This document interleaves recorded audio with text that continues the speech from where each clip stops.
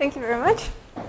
So, my name is Karolina Prochownik, thank you for introduction, and I'm a PhD candidate in this Department of Philosophy of Law and Legal Ethics, and I'm pleased to have a little lecture right now about my project. This is a research project which is aimed at testing a dual process model of blame proposed by Karolina Prochownik.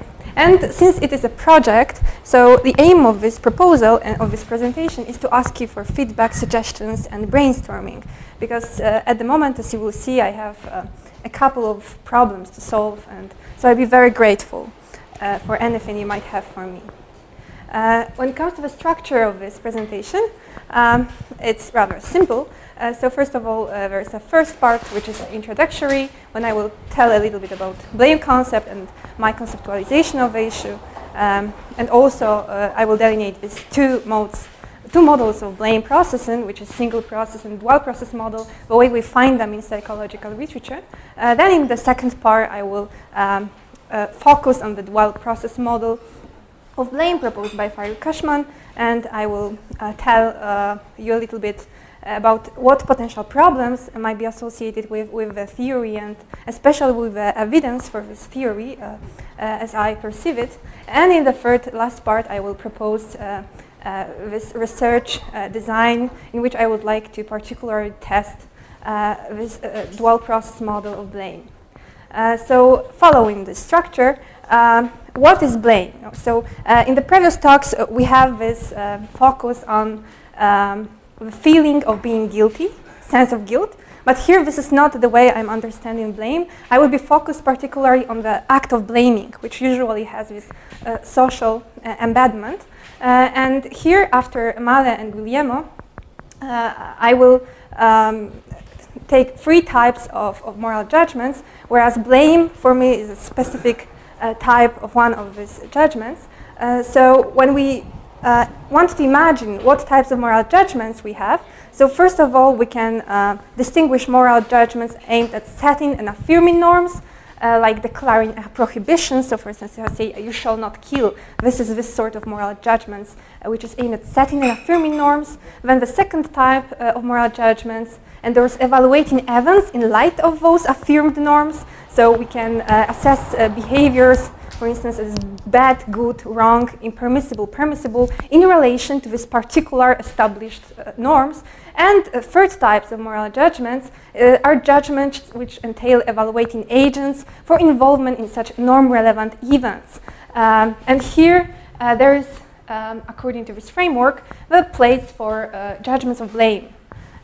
So here we could say that we can judge somebody as morally responsible or blameworthy for action which entails, in particular for blame, normative violation. So it's a normative judgment, negative of a negative balance and related to agent committing some violation. And when it comes to the second point here, what is the relationship with blame and punishment?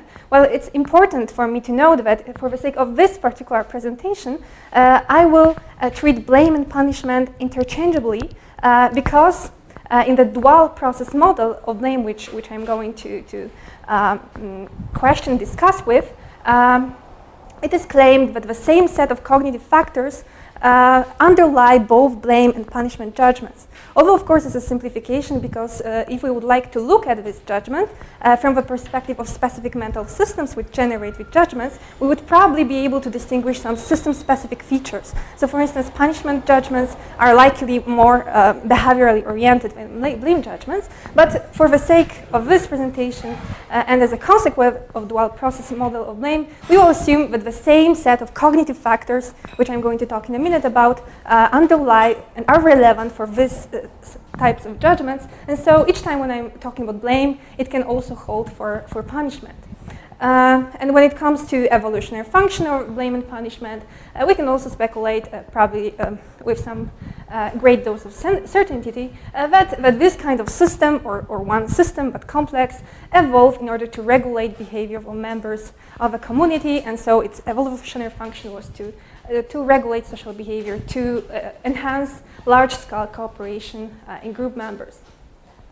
And now another introductory point concerns models of blame, which we find in the literature. So in general, we can delineate single process models and dual process model, which will be of my particular interest in next part. But before I proceed, just to give you a little idea of what do I really mean, what's the difference between single model and of blame and dual process model, and what is so specific about single process models. So just for the sake of illustration, you can take this quite recent, the path model of blame proposed by Mal and colleagues.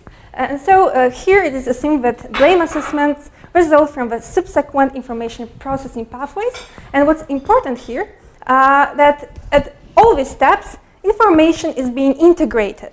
So in the end of function of this model, when all these different steps of one very complex process, that's a single process, the informations are integrated, and in the end, we get one output, which is a moral judgment of blame with particular degree of blame. So for instance, very basic mode of operating of this system would be to go from event detection to agent causality to intentionality, then to evaluating reasons, and then we will have degree of blame assessment. And this is just for the sake of illustration. And now to contrapose it and also to make us imagine what's the difference, what's so peculiar about the dual process model of blame, we can say that the difference lies in the fact that the dual process model, and in particular this proposed by Fiery-Cushman, says that these informations are not integrated prior to the moral judgment being formulated. In other words, he distinguishes two mental mechanisms processing specific types of information, and each of them independently will generate moral evaluation, and only after this two systems provide us with this moral evaluation output, that output will be integrated, interact. We may say that this sort of moral evaluation interact with one another in producing moral judgments, and importantly, one system can competitively dominate the other, and it will be especially relevant for some problematic cases. So in fact, inferences of one system can be completely blocked. Of course, it doesn't have to be, because these outputs of the system can interact in the end. Nonetheless, it's important to delineate these two independent trajectories. And in particular, it's also important to say that these cognitive mechanisms are important for moral judgments in general. But when we speak in particular of moral judgment of blame and punishment, then what is relevant here is both information about intentionality and causation. And so two of these processes are engaged. And in particular, to talk specifically about what these processes are and what do they process. So the first system is the intentionality-based system, and it is aimed at analyzing information about beliefs and desires, and it analyzes mental states of the agent committing an act, and moral evaluation produced as an output is that this action was bad. And this mechanism is very typical for judgment of wrongness and permissibility, according to Cushman 2008.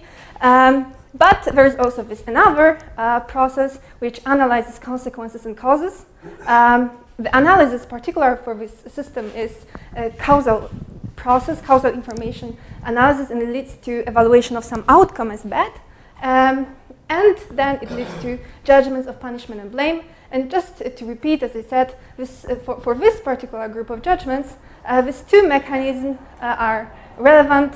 And of course, according to these assumptions, also, if one of the mechanisms is blocked, so imagine that this is not here at all, we have only an outcome, for instance, accidental harm, then this process will be activated and will process information, and we will be able to make this sort of judgment of punishment and blame, which is also supposed to be a positive side of dual process model, comparing to single process model, which might have problems with this side of this particular cases, which are problematic. And to illustrate you some quotes from Cushman. Rather than integrating causal and intentional factors, subjects appear to treat them as independent contributors to judgments of blame. So here's this claim of lack of integration, but independent contributing to judgment of blame by two different set of information. And here, a more general analysis of this dual process perspective. This perspective motivates a division between two psychological processes. One emerges early in development, analyzes causal responsibility, blame for harmful outcomes, and supports judgments of deserved punishment, while the other emerges later in development, analyzes mental culpability, and supports judgments of moral wrongness. These processes have unique inputs, rely on distinct analysis, and contribute to different classes of moral judgments. This later emerging mental state analysis comes to constrain the punishment judgments of the earlier emerging process of blame assignment, but never fully replaces it. And here, just to give you another idea about a relationship of this model to single process model of moral judgment. The critical distinction between a single process model and a two process model is whether moral judgments arise only after causal and intentional information has been integrated. For instance, if harm was caused intentionally, the act was immoral, as is specified on a single process model, or whether instead moral judgments arise via a competitive interaction between moral evaluation that draw from causal and intentional representations independently. So for instance, if a harm was caused, the act was immoral, versus if a harm was intended, the act was immoral, as is specified in a two-process model. And now another element is of course, what's the relationship of this particular dual process model of blame in relation to other dual process model that we find in psychological literature. So just a brief note that these two processes have cognitive and affective components. So this common distinction to rational emotional processing doesn't really apply, because typically two systems evoke cognitive and affective elements. And another distinguish, which holds for system 1, system 2, automatic, fast, and reflective slow processes, also can operate alongside this division. So in other words, these dual processes can operate either automatically or fast, or reflective and slow, although of course there may be some degree between the different types of judgments engaged. When it comes to empirical evidence for this theory, we have two such sources. This is a paper by Young, Cashman, House, and Sachs, when it has been showed that in cases of accidental harm, neurological signature of cognitive conflict occurs. And as I told you, it might be accounted for in terms of this dual process engaged here. One focused on intentionality, lack of intentionality specifically, and then another evaluating outcome, which was negative and occurred. And so we can get conflicting moral intuition as a result. And that's why this cognitive conflict at the neurological level. But basically, the main evidence was provided by Cashman himself in this paper, in Cognition, Crime and Punishment, 2008. And that is why I'm going to focus on this particular design and the way it was formulated, conducted, and I will show you some particular problems with it. So in this presentation and also in my proposal, I am focusing only on experiment 4. But just to give you overall look at the structure of the whole experiments, which are 4 experiments in this paper.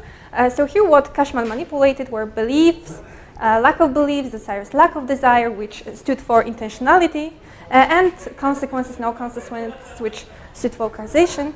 And then different sorts of questions were provided to participants. So it were judgments either of wrongness, permissibility, or exchangeably, or blame and punishment, or only one of them. And then, of course, Cashman checked which of these 2 types of informations are relevant for particular types of moral judgments. And when it comes specifically to experiment 4, which was focused in particular to testing dual process theory, then he decided to keep stable variables like beliefs and desires, so but he only manipulated with this variable consequence and lack of consequence, so harm and no harm. And he treated it as a between subject factor and tried it only for one scenario, which is allergy scenario I will present you in a minute. So in other words, each participant was presented with one version of the same allergy scenario, and one version was a harm case. So it was, in legal terms, it was failed attempt with independent causal chain leading to harm. In no harm version, it was pure failed attempt, which didn't lead to negative outcome either way. And what Cashman tested here were punishment judgments, but as I told you, according to this framework, it also holds to blame judgments. And as far as in experiment 1 and 3, blame judgments were also tested.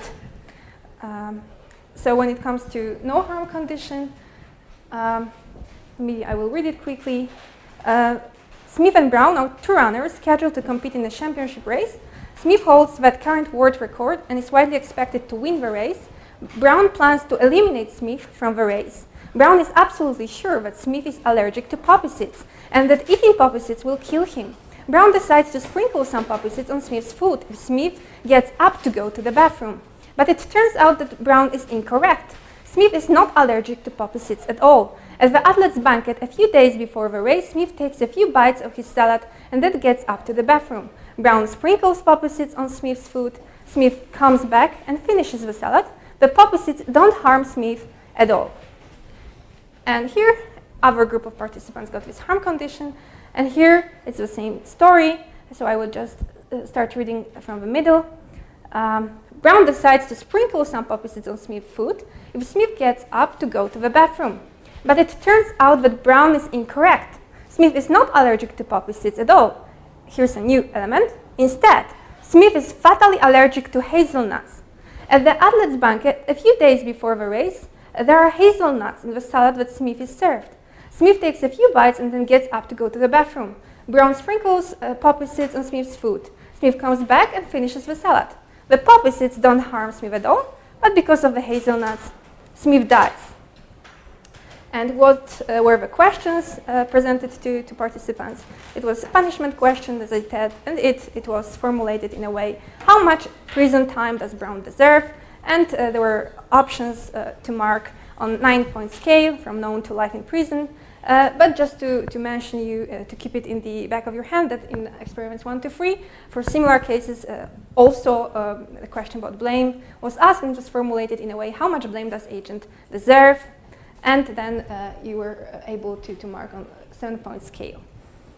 When it comes to results and explanation, were quite puzzling results, yeah, because people assigned significantly less punishment in the harm case, so failed attempts with independent causal chain comparing to the no harm case. Why it is puzzling? It is puzzling because there was exactly the same behavior and the agent had a completely the same mental states. So how to explain it? So here comes with well-processed model. So the explanation was that in the harm case, two mechanisms were activated, so intentionality evaluation system and causality evaluation system. But what happened is due to occurrence of a negative outcome, the process called blame blocking occurred. And in other words, it means that participants focused on evaluation of bad outcome, which was caught independently, and that it pushed away blame from the agent. In other words, the process evaluating intentionality was blocked, if not completely, at least to a huge extent. So we have this dual process type of explanation. What do I regard potential problems with the experiment? And I think it is, I think as well, it's a great approach to pursue and try to test this approach, but also probably we could test a single process and dual process model of blame a little bit differently. So here, potential problems with this experiment are, I think, that if we think about blame and punishment, it's typically assigned for something. And so even when the way we talk about blame, judging people to be blameworthy, it's for something, for a particular event entailing norm violation. And when we consider what types of questions were asked in the experiments, they were unspecified. It was just to remember, just to remind you, how much punishment does agent deserve, or how much blame does agent deserve. So for no harm case, it's clear that the blame is for the attempt. So people assign a lot of blame. Yeah, this is attempt. So it's clear. But for harm case, it's not clear whether the blame should be assigned for the attempt or for the outcome.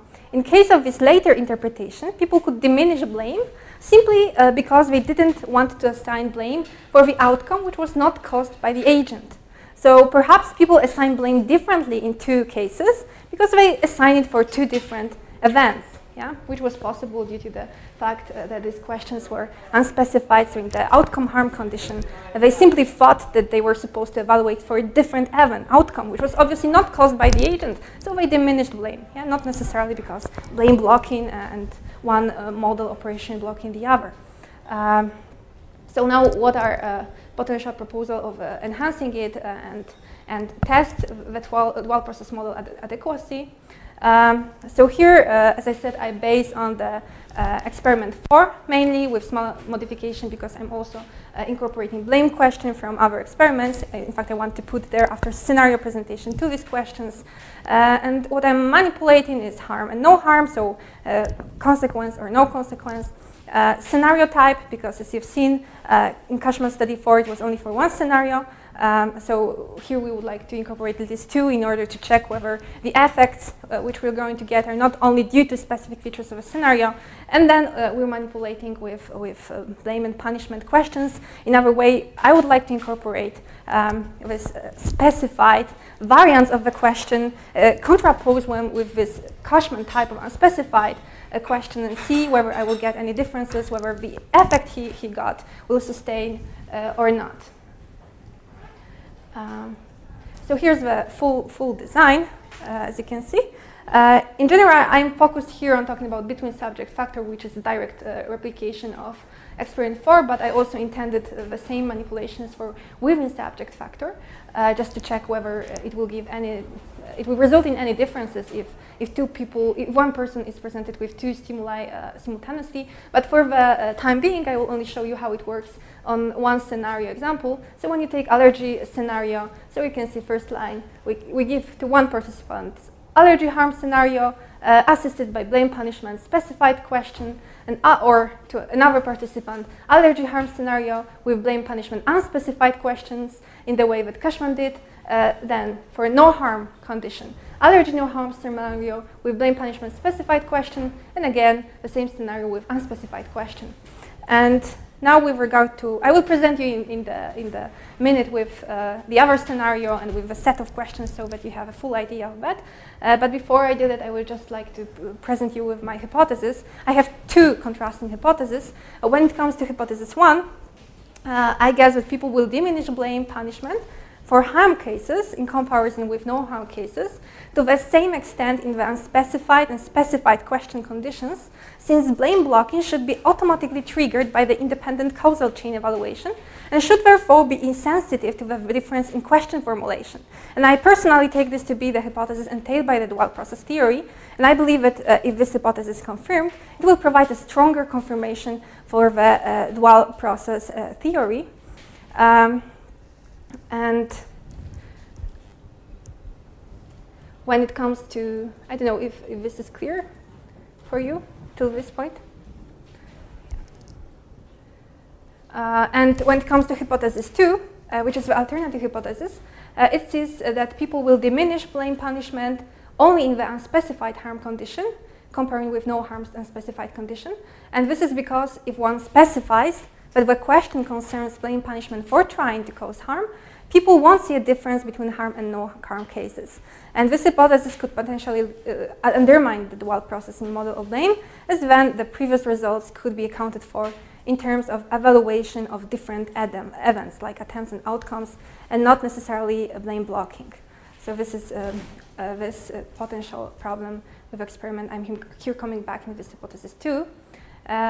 Here are scenarios. I'm not going to read them for you. This is the first type is exactly Cashman allergy scenario, which I'm applying. I translated it to Polish. And the second scenario is construction scenario, which is a modified version of Cashman construction scenario from experiments 1 to 3. And here, just to summarize, it says the story of a Tom who is a crane operator. He works at the construction sites, and he wants to kill his supervisor because he wasn't awarded a promotion because of him, according to his beliefs. And so he wants to throw a steel beam onto his supervisor, onto the ground below. But he fails. Yeah? So it's a pure failed attempt. And now in the harm condition, we have the same story, just that when Tom drops the beam, which fails to reach the supervisor, we have independent steel beam, which throws and kills supervisor immediately. So that's the full description of the conditions here. And with regard to questions, here you have unspecified version of the questions, very similar to this which Cashman adopted. So I would ask, in your opinion, how much blame would you place on Tom? And you can evaluate a 9-point scale. And also I'm asking for justification. And in the second question about punishment, I ask, in your opinion, how much prison time does Tom deserve? And again, I applied a 9-point scale. And I ask for justification. Well, justification questions are for me to verify in what way really participants are understanding these sorts of questions, which are unspecified. Yeah, so this is going to help me whether my intuition that they can interpret these cases as, at least for the harm case, in terms of the outcome, whether this intuition will be supported. And here we have specified question conditions for these two stories. So it looks like, in your opinion, how much blame would you place on Tom for trying to kill the supervisor? And in punishment question, in your opinion, how much prison time does Tom deserve for trying to kill the supervisor? And again, 9-point scale and justification question. So that's the full study design. Now I'm going to tell you the problems with this design. Oh, there are two problems, essentially. And I saw them during conducting a pilot and also by discussing with Fiery Cashman himself. So I sent him the design and I asked him, I presented with hypothesis and asked him what he thought about it. Was I thinking right? And what we were thinking on and now we're struggling with is the problem of the activation of a causal mechanism problem. So when you take again this Cashman 2008 paper, we find this quote just to illustrate you. The causal process of moral judgment is only fully engaged in the presence of a harmful consequence, and when it fails to be activated, the mental state process competitively dominates resultant judgments of deserved punishment and blame. So now the question related particular to my design is, will the causation evaluation mechanism be at all activated if we phrase the question in terms of blame punishment for trying to kill in the current condition? Yeah? And it also concerns probably that we still need to do more research on what are exact activation conditions and modes of processing of these dual systems. Yeah, so now we're also trying to figure out some alternative question formulation proposals in which perhaps we would not have this risk, but perhaps in asking the question in terms of trying to kill, we will block causal evaluation system. So I'm just working on implementing some phrase, additional phrase there, which would at least not block this causal mechanisms operating for the harm case. But of course, it will make it in a more implicit kind of way. So here you have alternative proposal, but it's just a proposal and probably still very imperfect. So in your opinion, how much blame would you place on Tom for trying to kill the supervisor? And when answering the question, please take into account the complete set of facts described by the story. So here, as I told you, the purpose is to at least make it likely that the causation mechanism would be activated, will not be blocked simply by the mere formulation of the question in which we asked participant to focus specifically for trying to kill, so for the attempt. But this is something for discussion, so if you have any proposals, I would be grateful for sharing. And there are, of course, methodological problems with the scenarios themselves. So for instance, for allergy scenario, when I was conducting a pilot, what I found is that people, at least some people, took into account factor like lack of the capacity to kill at the site of one of the runners, because he didn't really have a proper tool to kill. Yeah, he thought that Smith was allergic to poppy seeds, that he wasn't. So then they took it into account, and it could interfere in the judgments of intentionality and causation, which I wanted them to focus on in particular. And another thing, also interesting but a little bit problematic, is that some participants from this lack of capacity to kill infer lack of intentions. So it's again something that probably we would like to avoid if we want them. We want two systems to activate at the same time. And a problem with construction scenario, but also with a lot of other scenarios which I found both in fiery study and also in scenarios that I was myself trying to do, was the problem of lack of causal interdependency. So for instance, for the Thom's scenario with steel beam, you've seen it was written that completely independently of Thom's action, the other beam from another side falls and kills. So still people interpreted it, at least some of them, but it was not completely independent event, which is probably grounded in some common sense knowledge. Yeah, that in one thing falls, then it's likely that it causes some other things in the world happen. So of course this is a problem for me now to construct another scenario in which I would avoid this problem of people associating to factors which can of course interfere in the way then they provide answers to my questions. Yes, and now thank you for attention. Special thanks go to people who supervising, who helped me with this project. So it's Fiery Cashman, Paulo Souza, and my colleagues from the Department of Philosophy of Law and Legal Ethics, Jagiellonia University. From all these people I can always count for feedback. And also I would like to thank the National Science Center in Poland which awarded me with a grant for pursuing this and other sorts of research on causality and responsibility. So thank you very much, and now I will be also very grateful to all of you who would have any suggestions for me to justice design or just brainstorm. Thank you.